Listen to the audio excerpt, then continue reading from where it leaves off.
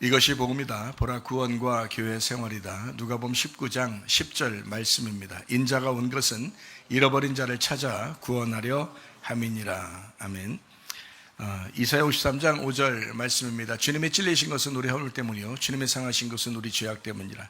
주님의 징계를 받음으로 우리가 평화를 누리게 되었고 주님의 채찍에 맞음으로 우리가 나음을 받게 되었습니다. 구약의 복음입니다. 고린도서 6장 2절 말씀입니다. 이르시되 내가 은혜 베풀 때에 너에게 듣고 구원의 날에 너를 도왔다 하셨으니 보라 지금 은혜 받을 만한 때요 보라 지금은 구원의 날이로다. 계속해서 우리는 지금이라고 하는 은혜와 구원을 간구하면서 살아가는 그런 사람들입니다. 지금 이방인의 때이고 성령의 때이고 교회의 시대입니다. 그리고 마지막 때를 우리는 살아가고 있습니다. 예수님 부활한 이후에는 계속 말세라고 그렇게 말을 하죠. 성경에서는. 그래서 지금도 말세요, 그때도 말세입니다. 앞으로도 말세고요. 말세에는 이 개인적인 말세, 지역적인 말세, 세계적인 그런 말세가 있는데 이런 말세가 되면 이런 분위기가 온다. 그리고 이런 특성들이 살아나게 된다라고 하는 것을 성경에서 누차 이야기하고 있습니다. 하나님의 계획입니다. 이스라엘과 대한민국을 너희가 잘 쳐다보고 있어라. 하나님의 시계와 같다. 이제 그렇게 볼 수 있는 거고요. 그리고 마지막 때가 되면 예루살렘이 이제 공격을 당하게 되고 이스라엘이 공격을 당하게 될 것이다. 그리고 이상하게 이스라엘을 미워하게 될 것이고 기독교인들을 교회를 미워하게 될 것이다. 이것을 보면 마지막 때라고 하는 것을 너희가 알아야 된다라고 하는 그런 것입니다. 시대는 계속 변해도 성경의 말씀은 그대로 이루어집니다. 그래서 하나님의 계획이라고 그러죠. 하나님의 시계라 이렇게 말씀합니다. 그래서 우리는 늘 재림신앙, 말세신앙, 종말신앙을 가지고 살아가야 되겠다라는 그런 말씀이고요. 이럴 때일수록 우리는 어떻게 해야 되느냐. 잠언서 6장에 있는 하나님이 싫어하는 죄를 우리가 멀리해야 되겠다. 마가복음 7장에 있는 마음속에 있는 죄가 있는데 그것을 멀리해야 되겠다.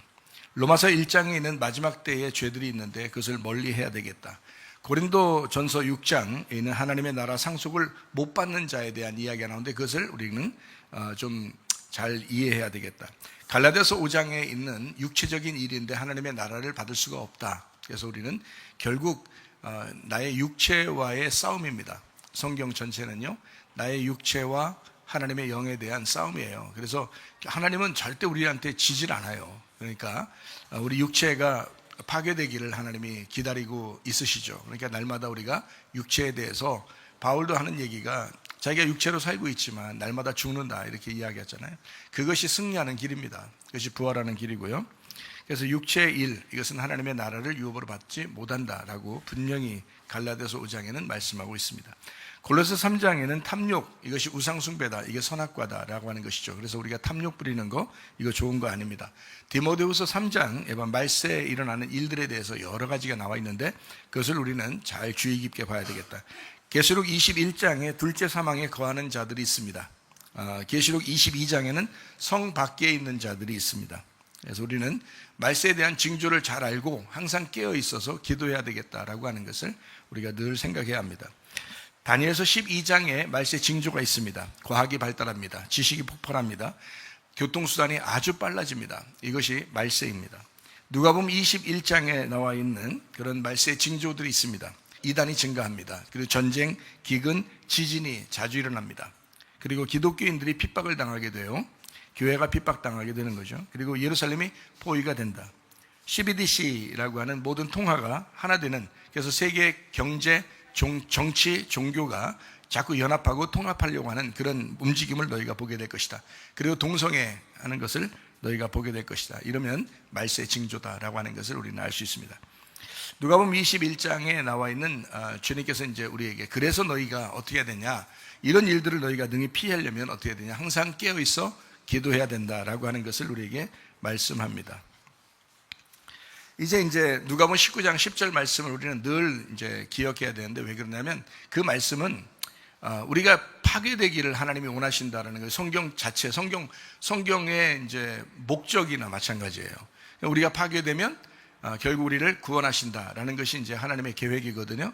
근데 우리가 자꾸 파괴 안 되려고 그러면 내가 살아있는 거고, 내가 살아있으면 사람들이 날 좀 알아줄 것 같지만 결국 구원받지는 못한다는 거죠. 그래서 자기가 파괴되고 사람들이 좀 때로는 나를 알아주지 않을지라도 내가 자꾸 파괴되고 그럼 주님은 알아주신다는 겁니다. 그래서 주님이 그 사람을 찾아와서 구원하신다. 잃어버린 자를 찾아서 구원하시는 분이 바로 주님이시기 때문에 그렇습니다. 그래서 우리가 이거를 잘 여러분이 기억하시고, 누가복음의 핵심과도 같아요. 누가복음은 결국 우리가 잃어버린 자가 되면 그 잃어버린 자를 찾아서 구원하시는 분이 하나님이시다, 이제 주님이시다라고 하는 것을 우리는 기억해야 합니다. 그래서 요거 꼭 기억하시는 말씀, 누가복음의 19장 10절의 말씀을 꼭 기억하시면, 내가 어떻게 해야 주님이 날 찾아오시겠구나. 우리가 주님 찾아가는 게 쉽지 않잖아요. 어려워요. 우리가 어떻게 주님 찾아갑니까? 주님이 우리를 찾아오셔야 되겠죠. 그래서 영과 진리로 예배하는 자를 하나님이 찾으신다라고 예배의 그 근본 얘기하죠. 마찬가지로 우리가 예배를 통해서 자꾸 우리가 잃어버리는 거예요. 이게 뭐냐면 이게 물침례이기도 하고요, 불침례이기도 합니다. 그러니까 물침례도 심판하는 거잖아요. 불침례도 심판하는 거예요. 물로서 옛날에 심판했듯이, 물로서 다 모든 지구가 멸망했듯이, 이제는 불로서, 이제 이 마지막은 다 불로서 이제 멸망하게 될 것이다 라고 얘기하잖아요. 이 온 지구를 얘기할 때 성경에 말하는 그 말이, 나라는 세상을 생각해 보세요. 나라는 세상, 물로서 나를 심판했던 것처럼 이제 불로서 나를 심판하게 되리라 라고 하는 것을 생각해 보세요. 내가 세상이니까. 그러면 물로서 심판할 때도 모든 것을 다 심판했어요. 그리고 이제 노아 식구들을 구원했잖아요. 그러면 마지막에 되면 불로서 다 심판하게 될 것이다 라는 거예요. 그러면 물로서 심판하는 거나 불로서 심판하는 거나 똑같아요, 틀려요? 똑같아요. 옛날에는 물로 심판한 거고 마지막엔 불로 심판한다는 거예요. 그러니까 똑같은 말씀을 얘기하는 겁니다. 똑같은 말씀으로 우리에게 다가오시는데, 그 말씀으로 나를 심판하게 될 거다라는 거죠. 그러면 불로서 심판하는 게 뭐예요? 그게 성령 충만이에요. 그러니까 성령 침례와 불침례가 있잖아요. 물침례는 침례 요한이 주는 거고, 성령 침례와 불침례가 있는데, 성령 침례가 불침례고 불침례가 성령 침례예요. 왜 그렇게 제가 얘기하냐면, 불침례는 쭉정이를 태우는 겁니다. 그죠? 성령 침례는 알곡을 모아 곳간에 드리는 거예요. 그러면 알곡을 모아서 곳간에 드리는 것이 쭉정이가 다 태워졌기 때문에 드리는 거고요. 쭉정이를 다 태우는 것이 알곡이 모아지는 거예요. 그러면 이게 어디 있어요? 이게 다 내 속에 있어요. 이 세상이라는, 나라는 세상 속에 있다고요. 쭉정이가 있고 알곡이 있단 말이죠. 그러면 쭉정이를 태우는 거, 육체를 태우는 것이 성령 충만인 거예요. 그죠? 육체를 태우는 것이 너의 영을, 알곡을 모아 드리는 것이다 이 말이죠. 그러니까 영의 알곡을 모아 드리는 것이 육체가 태워지는 거예요. 그러니까 교회 다니면서 참 억울하고, 나중에 이 사람들이 나중에 참 내가 왜 이렇게 후회스러운 사람들이 어떤 사람들이냐면요, 그냥 교회는 다니는데 육체로 사는 사람들이에요. 육체로. 성경에 육체로 사는 게 이거다라고 다 설명해 놓고 있어요. 그 육체로 사는 사람을 음녀라고 그렇게 말하고요. 영으로 사는 사람을 신부라고 말을 해요. 그러면 신부가 되라고 그렇게 말을 하는데도 육체로 계속 살고 음녀처럼 살면서 어느 날 나중에 후회스러운 인생을 살았다라고 고백할 사람들이 많아요. 그러니까 자기 자신들이 얼마나 억울하겠어요. 교회는 다녔는데 자기가 억울하지 않겠냐고. 그 육체 때문에, 그 자기 육체 때문에 그냥 멸망하는 거예요. 그럼 그 육체가 뭔데요? 여러분, 태어날 때 가지고 있었던 여러분의 성품들이에요. 태어날 때부터 가지고 있었던 여러분 승질들.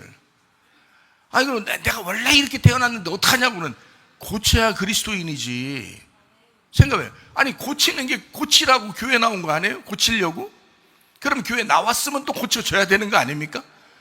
욕심 부리던 사람이 교회 나왔더니 자기 욕심 부리는 게 안 되겠어.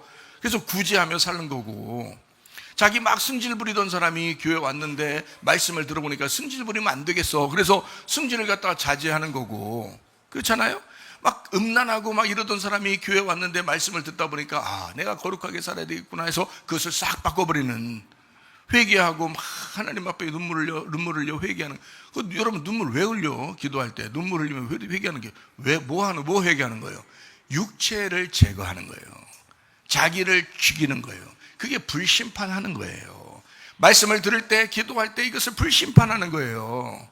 그래야 성령으로 침례를 받는 거죠.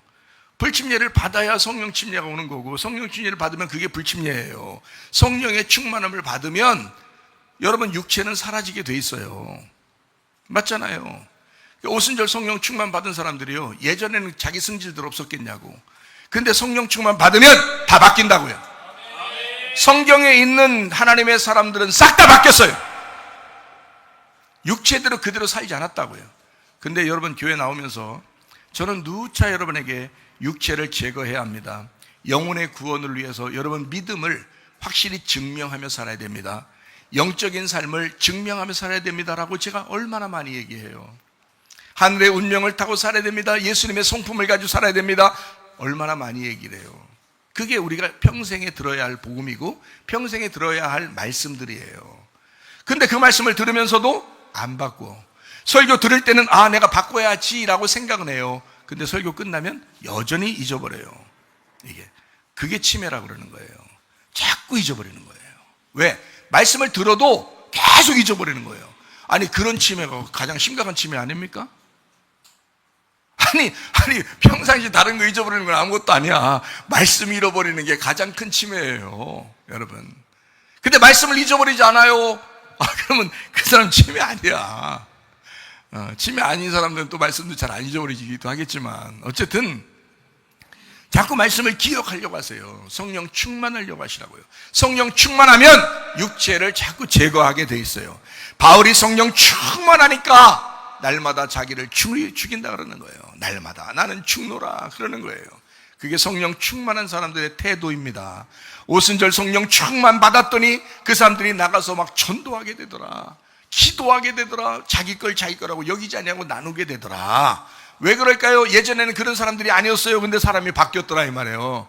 사람이 바뀌더라. 왜? 예수를 믿으니까, 성령 충만해지니까 바뀌더라. 그러니까 자기 육체가 불태워진 거지. 이해가 되겠어요? 그러니까 불침례가 성령 침례고 성령 침례가 불침례라는 거예요. 같이 오는 거예요. 똑같은 것입니다. 자, 이해가 되시겠죠? 그러니까 우리가 육체의 일을 제거해야 된다. 말세 징조들이 있지 않느냐. 그러니까 항상 깨어있어 기도해야 된다. 주님께서 오신 것은 잃어버린 자를 찾아서 구원하는 거다. 너 파괴만 되와라. 주님이 무조건 찾아오신다. 그 사람 이상하게 말씀 들을 때 막 눈시울이 뜨거워져. 이상하게 가슴이 떨려. 하나님 말씀 들을 때 이상하게 주님의 말씀이 막 자기를 찾아오는 것 같아. 왜? 자꾸 자기가 잃어버리니까, 자꾸 자기가 파괴되니까, 자기가 자꾸 형편없는 사람이라는 게 느껴지니까. 그러니까 하나님 말씀이 자꾸 찾아오는 거예요, 자기를. 그래 사람이 바뀌죠. 당연히 바뀌죠. 그거를 거듭남이라고 하고 하늘에서 다시 태어났다고 하고, 그래서 하늘의 운명을 탔다 이렇게 말하는 거예요. 사람이 바뀌었다, 구원받았다 라고 하는 것이죠. 사람 안 바뀌는 사람이 있어요. 남편이 아내를 볼 때 사람 안 바뀌었다, 너. 아내가 남편을 볼 때 너 사람 안 바뀌었다, 구원 못 받은 것입니다. 그건요, 구원받으면 너 바뀌었다, 야 너 바뀌었다, 너 예전하고 다르다, 그러면 구원받은 것입니다. 너 구원, 영혼의 구원이니까. 무슨 말인지 아시겠어요? 예수님 우리를 위해서 죽으시고 구원하신 건 있죠. 근데 내가 예수를 믿느냐 이거야. 내가 거듭났느냐 이거야. 내가 바뀌었냐 이거야. 내가 하늘로서 다시 태어났느냐, 다 다른 사람이냐 이거야. 내가 예전 사람이 아니라 땅에 태어난 그런 승질머리 가지고 사는 사람이 아니라 내가 다른 승질머리를 가지고 사는 사람이냐, 완전 다른 사람이냐라고 하는 것을, 참 이런 말씀들 너무 귀한 건데, 이거 설교 끝날 때까지도 기억하고 설교 끝난 다음에도 기억하셔야 되는 건데, 설교 끝나면 예수님의 이름으로 기도합니다 아멘 하면 딱 간직하고서 그냥 탁 잊어버리는 그런 사람들도 있어요. 돌대가리입니다. 인정. 돌대가리 된 것입니다. 안 돼, 그렇게 하면 안 돼요. 다 머리들이 좀 뛰어나게 좀 있으셔야 합니다. 자, 누가복음 7장 2절 말씀입니다. 어떤 백부장의 사랑하는 종이 병들어 죽게 되었다. 지금 이방인의 시대라고 했죠. 성령의 시대, 교회의 시대다. 그러나 마지막까지 계속 환난은 임할 것이다. 그러니까 이스라엘도 계속 핍박을 당할 것이고 교회도 계속 미움을 당할 것이다 라고 하는 것이 성경의 가르침입니다. 이때 우리 인내하는 영혼의 구원이 있어야 되겠다. 인내하는 영혼의 구원. 자, 이제 이방인을 위해서 구원하시는 주님. 근데 예수님께서는 이 땅에 오셨을 때, 성경을 쓸 때 오셨을 때는, 그때는 이방인을 구원하러 오신 것은 아니었어요. 3년 반 동안 일하실 때. 그래서 제가 설명을 해드렸죠. 그리고 예수님이 오셔서 일하실 3년 반 동안 유대인을 위해서 구원하시고요. 그리고 예수님의 제자들도 유대인들을 구원하기 위해서 전도하러 다녔습니다. 이방인 구원하지 않았어요. 사도행전의 역사가 쭉 설명이 되어 있죠. 그러니까 맥주절, 오순절, 성령 충만절라고 하는 이 성령 충만의 목적은 뭐냐? 유대인을 통해서 이제 앞으로 이방인들을 구원해야 되겠다. 그 이방인들을 구원하는 게 얼마 정도 기간일까요? 약 2000년 동안. 약 2000년 동안 이방인들을 구원해야 되겠다라고 정하면 그 2000년이 거의 다 되면 이제 시대가 싹 바뀌어버려요. 이방인의 구원이 계속 이루어지다가 시대가 갑자기 확 바뀌는 때가 와요. 그게 지금으로부터 약 몇십 년 전부터 계속 시대가 확 바뀌는 시대가 왔어요. 세상이 확 바뀌었습니다. 그 2000년이 거의 다 끝날 때쯤 되면 그렇게 된다는 거죠. 그러면 확 바뀐다. 아주 죄악이 만연하게 되고요. 그리고 이방인의 전도가 이제 멈추게 되고, 그리고 유대인들에게 구원이 이제 갑자기 일어나게 되는 그런 역사, 그리고 이스라엘이 핍박을 당하고 교회가 이상하게 미움을 당하는 역사가 일어나게 된다. 이것이 마지막 때입니다. 그래서 어느 날 갑자기 종말을 맞이하게 되는데, 우리 믿는 사람들은 갑자기 종말을 맞이하지 아니하고 주님께서 사인을 내려주신다. 징조가 있다는 겁니다. 그래서 그 징조를 가지고 이제 확인을 하는 거예요. 성경을 통해서 징조를 가지고, 주님 오실 때가 다가왔구나. 우리가 항상 깨어있어 기도하라겠는데 지금이 그런 때이구나 라고 생각해야 되는 그런 시기가 바로 지금입니다. 그래서 이방인의 전도의 문은 누가 열었다고요? 베드로가요. 마태복음 16장 19절 말씀입니다. 천국 열쇠를 내게 주리니 내가 땅에서 무엇인지 매면 하늘에서도 매일 것이요 땅에서 무엇인지 풀면 하늘에서도 풀리리라. 이렇게 말했습니다. 베드로에게 천국 열쇠를 주었다라고 했습니다. 그리고 나서 베드로가 고넬료, 첫 번째 이방인을 성경에서 구원한 때가 언제죠? 사도행전 10장입니다. 사도행전 10장에 고넬료가 구원받았다라는 것이 나와 있죠. 그리고 곧바로 바울의 사역이 이제 시작이 되는 것입니다. 그래서 바울을 세우시고 바울을 이제 선교사로 내보내는 그런 역사가 이제 사도행전 11장부터 나오는 그런 역사입니다. 사도행전 10장에는 고넬료가 구원받고요. 누가? 베드로를 통해서 하나님이 이제 구원해 주시고, 그 다음에 11장부터 바울이 이제 일하기 시작하는 그런 역사가 있습니다. 스데반의 순교가 어디에? 사도행전 7장, 8장에 나옵니다. 그리고 바울이 구원받는 것이 사도행전 9장입니다. 사도행전 9장에 바울을 구원했으면 바로 일하게 되는데 안 그렇죠. 사도행전 10장이라는 것을 딱 거쳐서 사도행전 10장에 고넬료가 구원받아요. 이방인을. 근데 바울이 하지 않아요. 베드로가 합니다. 왜요? 열쇠를 열어줘야 되니까. 그래서 열쇠를 열어주고 이방인 구원이 11장부터 이제 시작돼서 바울이 이제 역사하기 시작한다라고 하는 것이 나와 있는 것입니다. 예수님이 유대인 사역을 3년 반 동안 하고 제자들이 유대인 사역을 3년 반 동안 합니다. 그게 이제 오순절 성령 충만 임하고 난 다음에 3년 반 동안 이렇게 일하는 그런 장면이죠. 그 3년 반 동안 일하고 나서 스데반이 이제 죽는 거예요. 그게 마지막 유대인 구원이 끝난다는 그런 사인입니다. 그게 사도행전 7장, 8장에 일어난 거죠. 자, 보세요. 사도행전 2장에 오순절 성령 충만이 있었습니다. 그렇죠? 그렇죠? 그 다음에 스데반이 죽을 때가 언제예요? 사도행전 7장, 8장이죠. 요 사이에 무슨 일이 있었을까요? 누구에게 전도했을까요? 유대인들에게만 가서 전도했습니다. 이때가 3년 반 기간입니다. 마지막 3년 반 기간. 자, 무슨 말인지 아시겠죠? 그리고서 이제 70일회가 완성되는 것이다 라는 거죠. 70일회가 완성되면 이제는 교회 시대, 이방인 교회 시대가 열리는 거예요. 그래서 지금 우리가 이방인 교회 시대, 성령의 시대를 우리는 살아가고 있다. 이것을 다니엘서 9장에 나와 있는 71회는 7일회와 62일회와 한 일회를 놓고 보는데, 이 한 일회가 반으로 나누어져서 3년 반, 3년 반, 3일 반, 3일 반 이렇게 나누어져 있다라고 하는 것을 여러분에게 이야기했습니다. 이것을 애굽, 광야, 가나안으로 세 파트로 나누었단 말이에요. 7일회와 62일회와 한 일회 이렇게 나눈 겁니다. 이것을 뜰, 성소, 지성소 이렇게 나눈 거예요. 그러면 이 마지막에 있는 지성소, 마지막에 있는 이 가나안 땅, 요거 마지막에 있는 한 일회, 이것은 반으로 나누어져 있다는 겁니다. 그래서 3년 반, 3년 반, 3일 반, 3일 반으로 나누어져 있어요. 가나안 땅에 들어가면 여리고라는 성이 있습니다. 그럼 여리고 성이 무너져, 이것 가나안 땅입니다. 이게 가나안 땅이에요. 여리고서 무너질 때 누가 싸웠어요? 이스라엘 백성들이 막 가가지고 처음부터 막 그냥 싸웠나요? 아니에요. 하나님이 그냥 직접 싸우십니다. 너희는 가만히 있으라 그래요. 너희는 가만히 있어라. 너희는 소리 지르고 가만히 있어. 너희는 그냥 가만히 있어. 그러면 하나님이 와서 다 무너뜨릴 거예요. 십자가 전쟁입니다. 십자가가 예수를 통해서 모든 것을 다 이루었다라는 것입니다. 그리고 난 다음에 본토로 들어가는 거예요. 가나안 본토로 들어가는 겁니다. 지성소로 들어가면 지성소에서 언약궤를 만나야 돼요. 언약궤를 안 보고 그냥 막 나오면 안 돼요. 언약궤를 만나야 주님의 복음, 그 은혜를 만나게 된다라는 것입니다. 그래서 두 개로 나누어진다는 거죠. 3년 반, 3년 반, 3일 반, 3일 반으로 나누어진다라는 그런 이야기고요. 70일회가 완성이 되면 이제 이방인 구원의 시대가 이제 열려서 계속해서 이방인들이 구원받을 몇 년 동안요? 한 2000년 동안 이루어진다. 2000년이 마치면 이제 마지막 종말이 다가온다라는 것이 이제 성경의 사인이에요. 그래서 저는 지금 우리 시대 안에 아마 마지막을 우리가 맞이하지 않을까라는 생각도 지금 하고 있습니다. 그래서 좀 조심스럽죠. 우리가 상당히 조심스럽고 지금 시대가 굉장히 성경에 사인하고 정확하게 들어맞는 그런 시대를 우리가 살아가고 있습니다. 다니엘서 9장 20절 말씀입니다. 내가 이같이 말하여 기도하며 내 죄와 내 백성 이스라엘의 죄를 자복하고 내 하나님의 거룩한 산을 위하여 내 하나님 여호와 앞에 간구할 때에 라고 되어 있습니다. 자, 다니엘이 여기 71회에 응답을 받을 때에 그 기도하는 그 기도가 내용이 뭐예요? 자기의 죄와 자기 백성 이스라엘의 죄를 자복하고 그랬습니다. 그렇죠? 그리고 하나님의 거룩한 산이 뭐예요? 예루살렘 성을 얘기합니다. 예루살렘.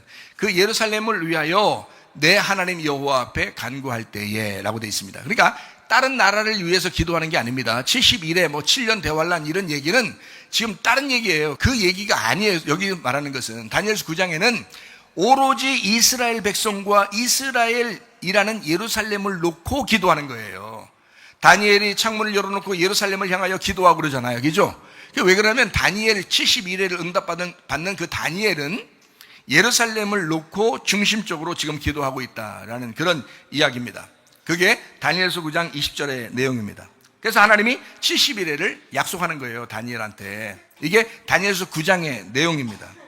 그러고 난 다음에 다니엘서 9장 27절의 내용에 보니까 그가 장차 많은 사람과 더불어 한 일해 동안의 언약을 굳게 맺고 그가 그 한 일해 동안의 언약이니까 그게 7년입니다. 그게 7년을 얘기하는데 그가 그 일의 절반이니까 3년 반이에요. 이거는 예수님 오시기 전이나 예수님 오시기 후에나 늘 우리가 똑같아요. 예수님이 이 땅에서 일한 기간은 언제냐? 3년 반이다. 이렇게 되는 거예요. 그게 딱 절반. 여기에 예언되어 있기 때문에 그래요. 예수님은 넘어서지도 않고 모자라지도 않아요. 딱 3년 반 동안 일하셔야 된단 말이에요. 여기에 예언됐기 때문에 그렇습니다. 다니엘의 말한 바 그대로 해야 된다라고 하는 것이 그 한 일의 절반에 제사와 예물을 금지한다. 십자가 못 박혀 돌아가시면 모든 제사가 끝난다는 얘기예요. 그게 끝나고 그 다음에 이제 예루살렘 있잖아요. 예루살렘이라는 도시가 언제 멸망하냐면 예수님이 예언할 때 AD 70년에 멸망할 거야. 이 예루살렘은 예수님이 십자가 못 박혀 돌아가시고 부활한 다음에 AD 70년이 되면 이제 40년 정도가 예수님이 십자가 못 박혀 돌아가시고 부활하시고 40년 정도가 지나면 그게 AD 70년인데 AD 70년에 이 예루살렘이 멸망할 거야 라고 하는 것을 여기다 써놓은 거예요. 그러니까 다니엘서 9장에는 오로지 누구에 대한 이야기라고요? 예루살렘을 위해서 얘기하는 거예요. 이스라엘 백성들을 위해서 얘기하는 거예요. 이방 백성들 얘기하는 거 아닙니다. 이방 백성들한테 7년 대환란이 올 거니 안 올 거니 이런 얘기하는 게 아니고요. 이스라엘을 위하여 얘기한 것입니다. 예루살렘을 위하여 이야기한 거예요. 다니엘이 예루살렘을 위하여 지금 기도하고 있잖아요. 그러니까 예루살렘에 대한 예언을 지금 설명해 놓고 있는 거예요. 예루살렘이 언제 멸망할 것이다. 이제 예수님이 십자가 못 박혀 돌아가신 다음에 40년 지나고 얼마 지난 다음에 이게 멸망할 거야 라고 여기에 써놓은 거예요. 그래서 제사와 예물을 그 이래의 절반의 제사와 예물을 금지할 것이며 또 포악하여 가증한 것이 날개를 의지하여 설 것이며 날개 깃발을 들고 왔어요. 로마가요. 날개 깃발을 들고 와가지고 예루살렘을 멸망시켰단 말입니다. 그게요. 이게 정확하게 다 이루어진 사건들이에요. 날개를 의지하여 설 것이며 이미 정한 종말까지 진노가 황폐하게 하는 자에게 쏟아지리라 하였느니라 라고 말씀을 했습니다. 주님이 침례를 받으실 때에 주님이 침례를 받으실 때에 기름 부음을 받아요. 그래서 그 침례 받으실 때 기름 부음 받고 3년 반 동안 일하십니다. 30세가 되기 전까지는 똑같이 우리 인생하고 똑같이 살으셨어요. 근데 침례를 받으시면서 이제 하나님 아버지의 일을 시작하는데 그때 뭐가 성령이라는 기름을 받아야 돼요. 자, 선지자도 왕도 제사장도 기름 부음을 받아야지 그 일을 하거든요. 그러니까 예수님도 하나님 아버지의 직접 기름 부음 받아야 돼요. 그러니까 기름 부음 받아 언제 기름 부음 받았어요? 예수님이. 그 예수님 기름 부음 받을 때가 언제냐면 침례 받을 때예요. 성령님이 직접 오신 거예요. 성령님이 직접. 그래서 기름 부은 것을 기름 붓는 걸 사람들이 알게 만들어준 거죠. 그리고 3년 반 동안 아버지의 일을 충실히 한 겁니다. 그리고 딱 한 이래라는 이 7년, 여기 7일, 7년이라고 하는 요게 중간 절반에 십자가 못 박혀 돌아가시는 거예요. 3년 반 일하고 죽으시는 거란 말이에요. 그래서 예수님이 어떻게 해요? 내가 죽을 때가 다가왔다. 그래서 예루살렘에 다시 가야 되겠다. 이런 말씀 하시죠? 다른 사람들은 이해를 못해도 다니엘서 9장에 있는 말을 예수님은 알기 때문에 그래요. 자기는 3년 반 딱 일하면 그 유월절에 죽으셔야 돼요. 유월절 어린 양으로. 그래서 하나님의 보라 세상 죄를 지고 가는 하나님의 어린 양이로다. 그래서 유월절 날 죽는 거예요. 예수님이. 유월절 어린 양으로 오신단 말이에요. 정확하게 이 말씀들이 구약에 써 있는 말씀들을 이루시는 겁니다. 이게 70일에 대한 완성이다라는 그런 얘기입니다. 하나님은 다니엘과 약속하고 그 기름 부어진 그 그리스도가 나타나서 그 일의 절반에 죽임을 당해요. 그 절반 3년 반입니다. 아버지를 충실하시고 십자가 못 박혀 돌아가신다라고 하는 것이 다니엘서 9장 27절에 나와 있는 얘기입니다. 요게요, 다니엘에 대한 그 예언의 말씀들이에요. 기름 부어진 그 그리스도, 이방인 구원을 위해서 오신 분이 아니기 때문에 자기 백성 유대인의 구원을 위해서 오셨다. 그래서요, 수르메게 여인의 딸이 귀신 들렸을 때 예수님께서 뭐라고 말하냐면 자녀에게 줄 빵을 내가 개들에게 줄 수가 없다라고 말씀합니다. 여러분, 이 말을 아마 여러분 성경 읽을 때 예수님에 대한 성품을 여러분 생각할 때 참 이해가 안 됐을 거예요. 여러분 성경 읽을 때마다 야, 이거 예수님이 정말 너무하신 거 아니냐 이거. 뭐 완전히 우리로 말하면 야, 내가 개새끼한테 어떻게 내가 자녀의 빵을 주겠냐 이런 말이거든요. 그런데 그러니까 이 예수님의 성품하고는 전혀 안 맞는 얘기를 한 거란 말이에요. 그러니까 여러분 성경을 읽으면서 좀 야, 이게 좀 의문스럽다, 좀 이상하다, 이게 왜 이렇게 예수님 말씀하셨을까라고 생각할 수 있어요. 왜냐면 다른 사람들한테는 막 오면은 다 치료해 주잖아요. 다 구원해주고 치료해주고 막 이러잖아요. 근데 그 구원받고 치료받은 사람이 다 유대인들이에요. 다 이스라엘 사람들이라고요. 근데 수로보니게 여인은 이방인 여인이란 말이에요. 이방인 여인한테는 원래 구원을 줄 수가 없어요. 그러면 언제 구원받아요? 예수님이 십자가 못 박혀 돌아가시고 부활하시고 승천하신 다음에 제자들을 통해서 그 71회가 이루어지면 그때부터 이제 고넬료가 구원받고 그 다음부터 이제 다 구원받을 수가 있어요. 좀 기다리라는 거죠. 예수님이 하나님의 예언대로 오셨기 때문에 그 예언이 이루어질 때까지는 좀 기다려달라라고 하는 그런 얘기거든요. 근데 그 전에 수로보니게 여인은 당장 죽을 것 같은데 어떡하냐고요. 당장 죽을 것 같은데, 자기 딸이 귀신 들려서 당장 죽을 것 같은데 어떡하냐고. 그래서 그게 너무 안타까우니까, 여러분 자녀 낳은 사람들은 알잖아요. 자녀가 아프면요 부모가 더 힘들거든요. 자기가 아픈 것보다 더 힘들어요. 그게 자녀가 아플 때예요. 여러분 그렇게 해보셨나 모르겠어요. 저는 그렇게 해봤는데 진짜 너무 마음이 아파요. 차라리 내가 아픈 게 낫지 이런 생각이 든단 말이에요. 자녀가 아프면 자기가 아픈 게 낫지 진짜 너무 힘들다 마음이. 그러니까 이 여자가 얼마나 힘들었겠냐고요. 근데 그렇게 해서 예수님한테 막 찾아올 수밖에 없고, 당장 죽을 것 같은데 자기가 예수님이 지나가시니까 예수님한테 직접 온 거란 말이에요, 여자가. 근데 뜬금없이 예수님이 이런 말을 갑자기 하는 거예요. 얼마나 황당합니까? 우리가 생각하는 예수님하고 틀리죠. 우리가 생각하는 예수님의 성품하고 완전히 틀려요. 그 여자가 왔을 때 예수님이 야, 자녀에게 줄 떡을 내가 어떻게 개들한테 주냐? 가라! 뭐 이런단 말이에요, 이게. 이건 뭐 도저히 예수님하고 안 어울리는 말이란 말이에요. 그래서 저는 이런 말씀을 읽을 때 좀 의문이 났었어요, 옛날에는. 근데 이 말씀을 깨닫고 난 다음에 그렇지. 그러면 그렇지. 이 하나님의 말씀이 오차가 없구나. 상당히 정확한 말씀들을 우리에게 해주고 있구나라는 것을 제가 깨달았습니다. 수르보니게 여인, 개들에게 줄 수 없다라고 하는 그 주님께서 말씀하셨어요. 왜 그러신지 이해가 되시겠죠? 그렇죠? 주님은 유대인들을 위에서 오셨기 때문에 그렇습니다. 자, 여인이 말합니다. 그럼에도 불구하고 여인이 말합니다. 대단한 믿음이에요. 자, 가라고 하면 우리 같으면 갈 거야, 그죠? 그 정도 창피를 주고 부끄러움을 당했으면 아마 가라니까 그냥 왜냐면 또 알았으면 예수님이 그 유대인 구원하는 기간이니까 내가 뭐 더 부탁해봐야 뭐 어차피 안 될 것 같고 그러니까 가야지 뭐 다음에 한 몇 년 지난 다음에 내가 구원 받으면 되지 이렇게 생각할 수 있어요. 근데 이 여자는 그러지 않았습니다. 자녀에게 떡 던져주다가 빵 던져주다가 혹시 부스러기 떨어지는 것도 있을 거 아닙니까? 그거라도 주면 안 되겠습니까? 그래요. 예수님이 제자들에게 막 말씀을 증거합니다. 이게 자녀에게 주는 빵이에요. 자, 제자들이 다 뭐 이방인이 있었습니까? 없었어요. 이방인 한 명도 안 구해요. 제자들을 12명을 이방인 한 명도 안 구해요. 다 이스라엘 사람들만 구합니다. 그죠? 그 이스라엘 사람들 제자들 12명 구해서 다 자녀들에게 떡을 줍니다. 빵을 줍니다. 예수님이 말씀하시는 거란 말이에요. 그런데 이 제자들에게 주는 이 말씀을 좀 부스러기 좀 한 가루라도 자기한테 좀 떨어뜨려 주면 안 됩니까? 자기에게 좀 말하면 안 됩니까? 자기에게 좀 말씀 하나만 던져주면 안 됩니까? 그 기간은 아닌데 가루라도 하나 툭 떨어졌으면 좋겠다는 거예요. 그러니까 야 진짜 너 믿음 좋다. 가지도 않고 가라는데 가지도 않고 진짜 대단한 믿음이다라고 말씀을 하신 겁니다. 그 말했을 때요 예수님이 그러잖아요. 네가 그 말을 했기 때문에 자 예수님이 그래? 야 너 대단하다 믿음이 내가 직접 가서 고쳐주리라. 내가 너에게 고쳐주는 치료자가 되리라. 이런 거 안 해요. 딱 뭐라 한 줄 알아요? 이방인은 이방인이니까 자기는 그 시대에 온 게 아니니까 자기는 하나님의 말씀을 이루어야 되잖아요.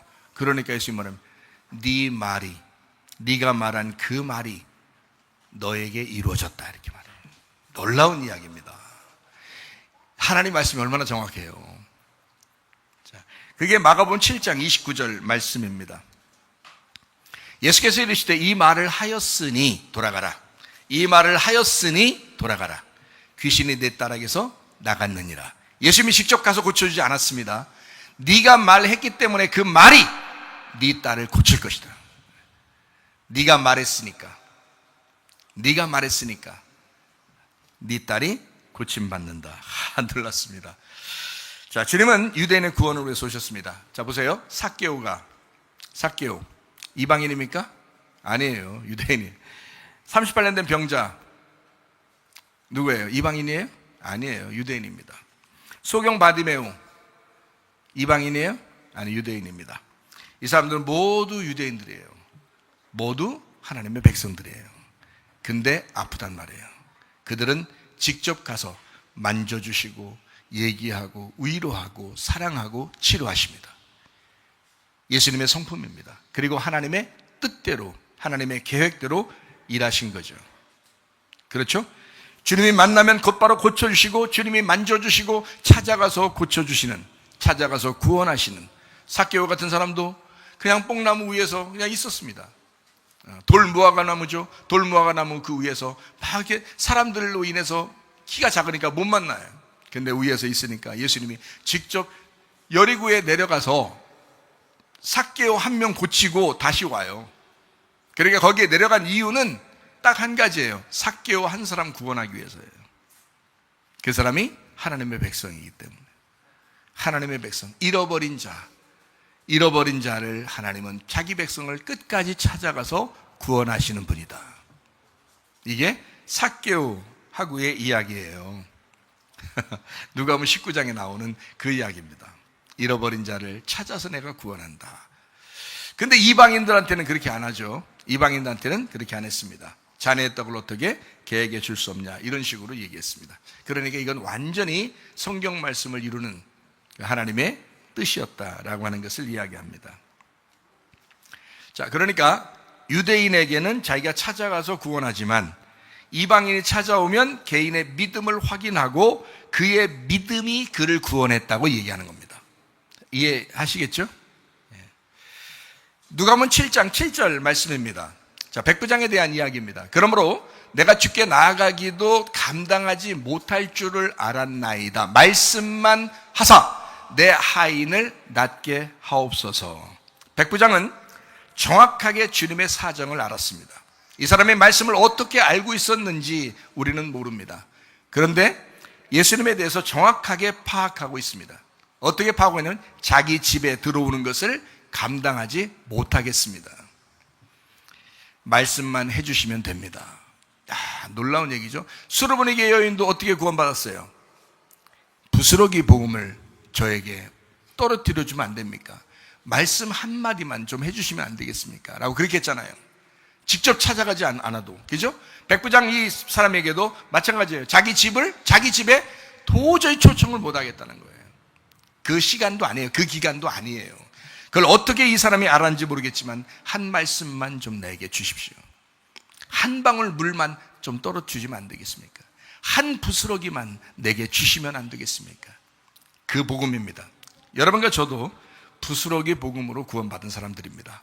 우리는 원래 하나님의 자녀들이 아니잖아요. 우리는 이방인들입니다. 지금 2000년 기간 동안에는 이방인들이 구원받는 때예요. 그러니까 이방인들이 막 경거망동하고 교만하면 안 되겠습니다. 겸손해야 돼요. 겸손한 사람에게 주님의 은혜가 임할 것입니다. 누가복음 7장 9절 말씀입니다. 예수께서 들으시고 그를 놀랍게 여겨 돌이키사 따르는 무리에게 이르시되 내가 너희에게 이르노니 이스라엘 중에서도 이만한 믿음은 만나보지 못하였노라 하시더라. 이만한 믿음은 만나보지 못했다. 그의 믿음을 칭찬하셨습니다. 이스라엘 중에서도 이처럼 큰 믿음을 본 적이 없다. 참 놀라운 얘기죠. 자, 어때요? 직접 예수님이 찾아오라겠어요? 아니면 말씀만 해달라 그랬어요? 말씀만 해달라 그랬어요. 여러분 예수님이 직접 얼굴 봤어요? 못 봤어요? 못 봤어요. 뭘로 만나요? 말씀으로만 만나요. 지금 똑같아요? 안 똑같아요? 똑같아요. 그러니까 백부장하고 우리하고 지금 똑같은 상황이란 말이에요. 근데 백부장의 믿음은 칭찬받은 믿음이 되었고 우리들은 칭찬받지 못할 믿음도 있단 말이에요. 부끄럽사와요. 그러면 안 된단 말이죠. 백부장의 믿음처럼 참 너 믿음이 좋다. 너 보지 못하고 믿는 자가 복되다.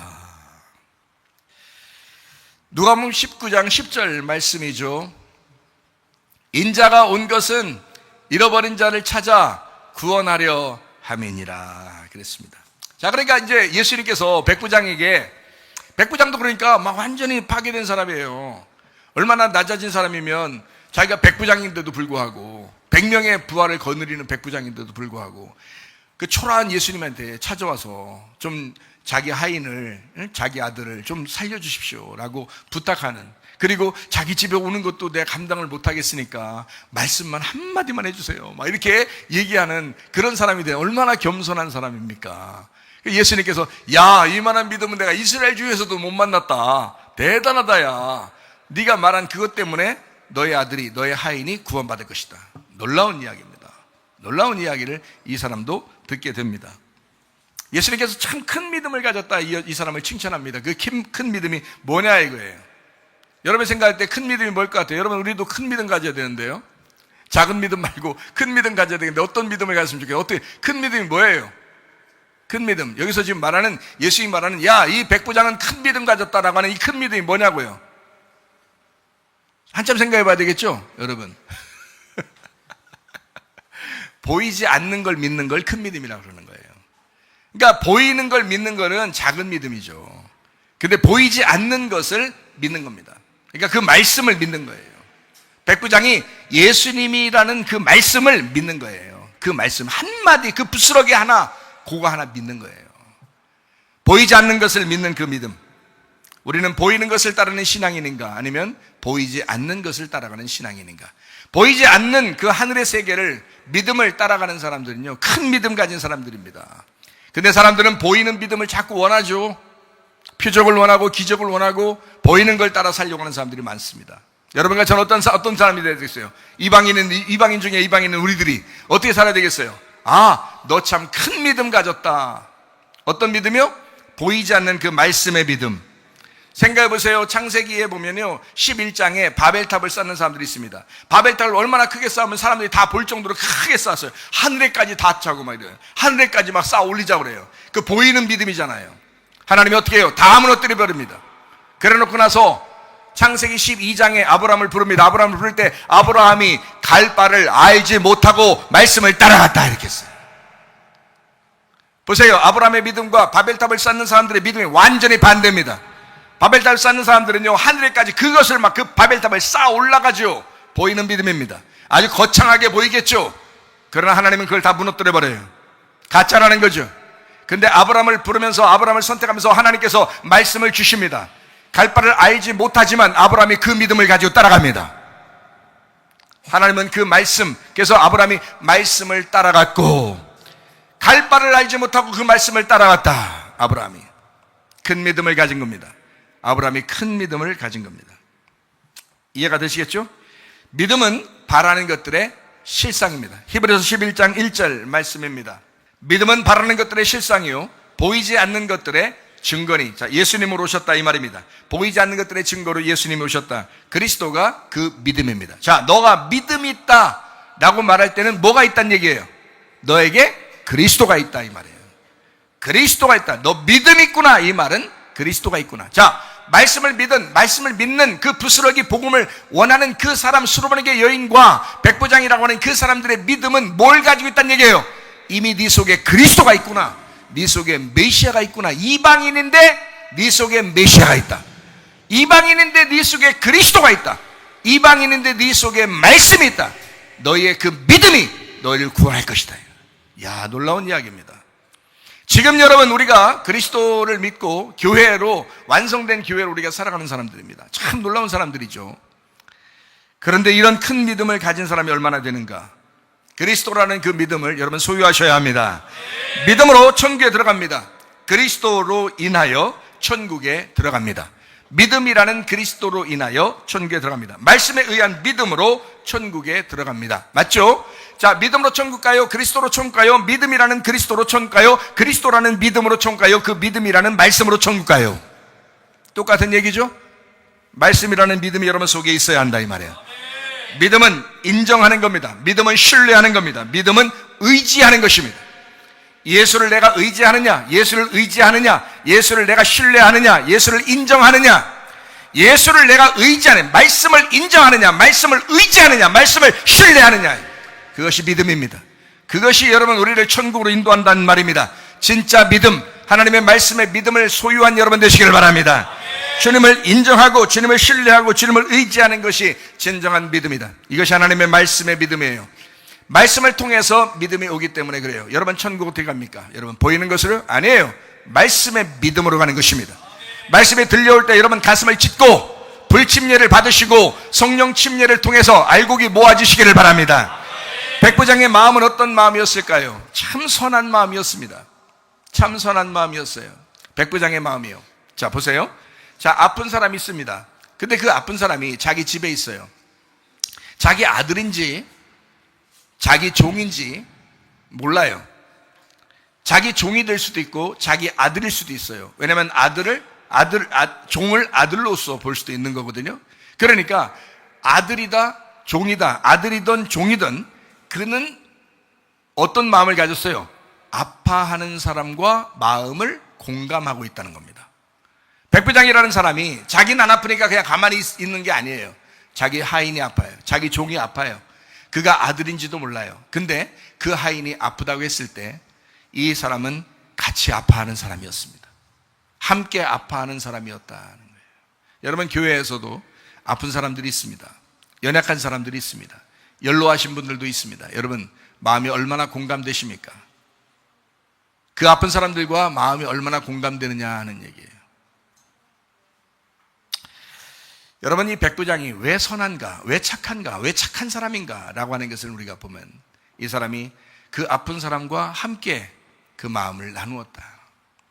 그 아픈 사람의 그 아픔이 자기의 아픔이었다. 예수님에게 일부러 찾아왔어요. 자기 때문이 아니잖아요. 자기가 아파서 찾아온 게 아니잖아요. 지금 이해가 되겠습니까? 다른 사람이 아픈데 그 아픔이 자기에게 전달되는 거예요. 자기 마음이 아픈 거예요. 참 선한 사람이죠, 여러분. 자기 자식들만 얘기하는 게 아닙니다, 여러분. 자기에게 지금 주변에 있는 사람들, 우리 교회 안에 있는 사람들, 아픈 사람들이 그 아픔이 자기의 아픔 되는, 그게 선한 사람인 거예요.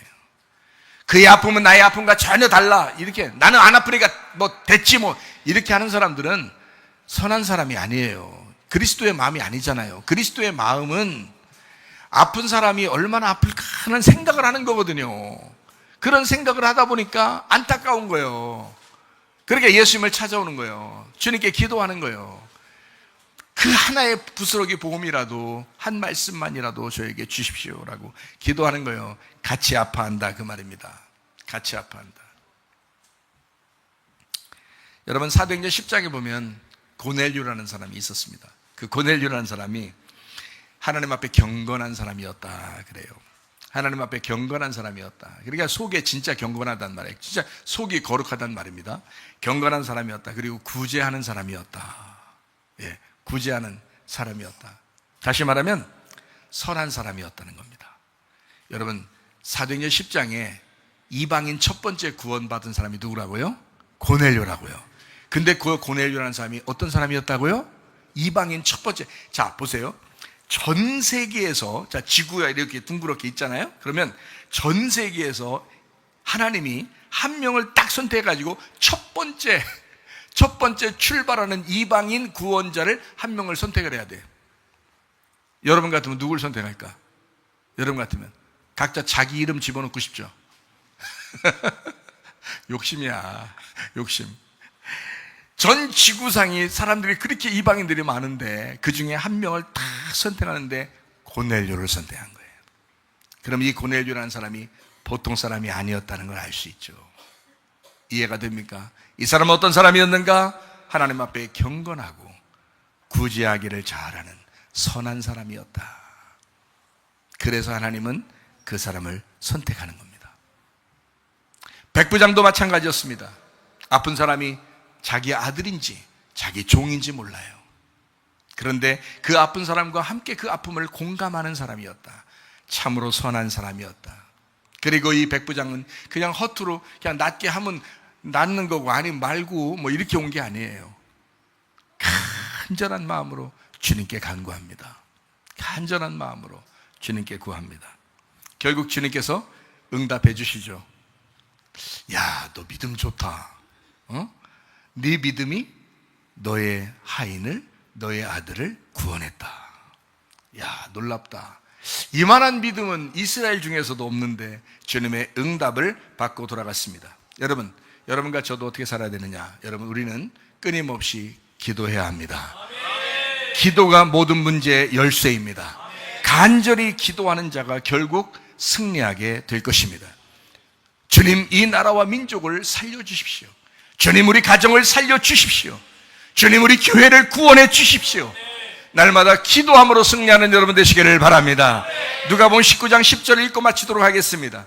인자가 온 것은 잃어버린 자를 찾아 구원하려 함이니라. 하나님 아버지 사랑과 은혜를 감사드립니다. 하나님, 주님의 뜻대로 이 세상은 흘러갈 것입니다. 그러나 하나님 아버지, 기도하는 한 사람을 찾을 것입니다. 하나님, 내가 그 사람이 되게 하옵소서. 하나님, 주의 사람이 되게 하옵소서. 잃어버린 그 한 사람이 되게 하옵소서. 주여, 우리의 기도를 통하여, 간절한 그 기도를 통하여 응답받는 놀라운 역사 있게 하옵소서. 아픈 자들 있습니까? 하나님 치료해 주시고 영과 몸이 건강하여 하나님 앞에 예배드리다가 주님 만나게 하옵소서. 예수님 귀하신 이름 받들어 기도 올리옵나이다. 아멘. 주님 감사합니다. 우리 하나님 아버지 함께 하시고 사랑하심을 믿습니다. 우리 하나님 도와주옵소서. 감사합니다. 우리 한 목소리를 기도하고 가지고 하나님 앞에 간절하게 기도합니다. 하나님, 우리 가정을 살려주십시오. 우리 교회를 살려주십시오. 나라와 민족을 살려주십시오. 하나님의 계획대로, 하나님의 뜻대로 이 세상이 움직일 텐데 하나님, 그 가운데 하나님의 계획 속에 우리가 있게 하옵소서. 두 손 높이 들고 기도합니다. 우리 하나님 아버지 인도하시고 사랑하심을 감사합니다. 하나님, 주의 뜻대로 살다가 주님 만나게 하옵소서. 우리 하나님, 주님의 계획 속에 우리가 있게 하옵소서. 하나님, 우리 가정이 있게 하옵소서. 우리 교회가 있게 하옵소서. 우리 나라와 민족이 있게 하옵소서. 하나님, 살아 역사하셔서 하나님 아버지 큰 믿음의